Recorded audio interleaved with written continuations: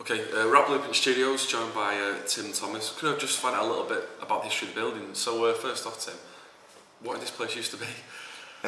Well, it was built in 1870 by an American MP. Well, he was an American guy, came over to Salford, became an MP, and actually ran a firm that did sprinkler systems. It's called Mather and Platt. I think they're quite a famous Salfordian company. But he had this building set up, built as a mission to sort of look after the less affluent folk. This was quite a cosmopolitan area around here in the sort of late 19th century because of the ships coming in and out. Right. So there's lots of Russians, Poles, all sorts because of the docks. But it was all residential until sort of the Second World War. I think about the time of the Second World War it changed hands.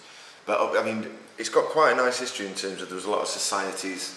Favourite society that we found that was based, it was called the Pleasant Sunday Afternoon Society, and then they'd sort of put on Christmas dinners for sort of the poor folk really in the area and stuff like that.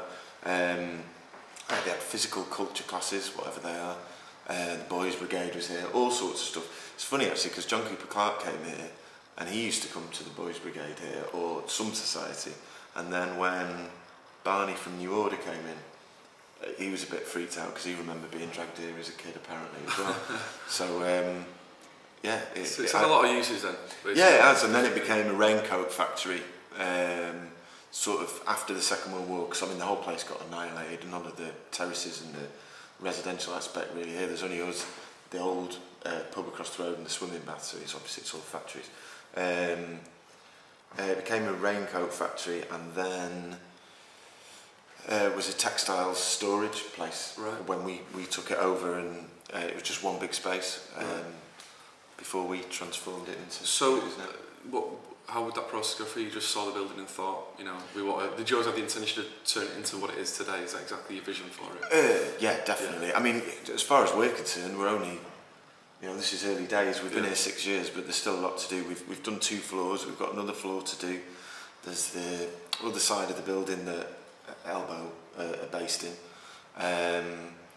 But we're basically halfway there. But we moved in, and the first year we'd looked around for a lot of buildings. To be fair, Ian, who you're going to speak to later, he did most of the looking, and when he brought me and Fred here, we just the vibe as soon as we walked in, even before it had, we'd even touched it. Right. There was just something about it. I don't know if that's something to do with like the old societies. Right, yeah. There was just a really warm sort of creative vibe to it, and we just knew.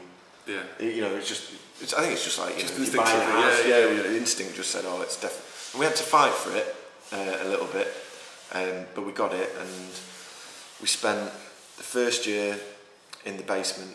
Because we did all the work ourselves. Right. So all the bricklaying and.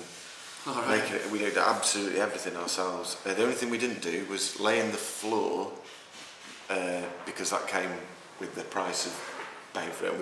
By that time we were happy to do as little DIY as possible, and the electrics, because we wouldn't be alive today if we did. There's still a lot of time for that. Yeah, leave that alone. But yeah, we did everything ourselves. So it took us a year to build the rehearsal rooms. Then we traded for a year as rehearsal rooms. It was never. We had to see that it worked. Right. The demand and things like that. Yeah, exactly. And as it happens, if we had another 5 rehearsal rooms, we'd probably fill them. But we traded for a year. That started going well. Probably about 9 months into it, me, Fred, and Ian cobbled all the recording gear that we had between us from home studios, and we put it in the big room on the top floor, just on like a rubbish little desk, and just started doing demos for people. We weren't.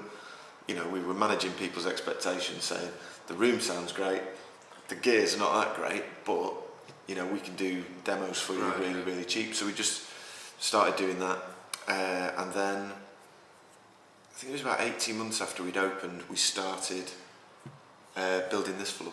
Right. So, and we were really lucky because Elbow, who are quite old friends of mine and from college, were getting ready to do their 3rd album. They wanted to do it themselves, and they needed some space, and we had the big room. It just all made sense. So they moved into the big room. we were building this floor. I think we had an arrangement where we did 9 till 3, and at 3 o'clock we put the hammers down, and they started recording. So right, yeah. it was, you know, because we had a top 10 record coming out of the studio before we'd even got a studio, basically. Yeah. You know, so incredible debt to them for the amount of publicity we've had. Yeah, does that make a big difference? Or was that sort of turning point? Would you say, really? Yeah, you know, it's always been a case of if